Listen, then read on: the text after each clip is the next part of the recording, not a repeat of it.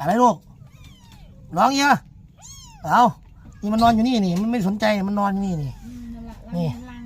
นี่นี่คือรังของสัตว์ประหลาดมันนอนรังมันแล้วครับเอาดูมากวนอะไรมันนี่เอาไปหารังสัตว์ประหลาดไปอ่านด้วยกันเอาไปกวนกันมายุ่งรังฉันขอกวนหน่อยนี่บักผสมไปกวนกันนอนอยู่นี่แหละนี่เขานอนของเขาอยู่ไปรังกวนรังเขาดำไปกวนเขาไปดำไปกวนเขาไปดำไปเอาดำ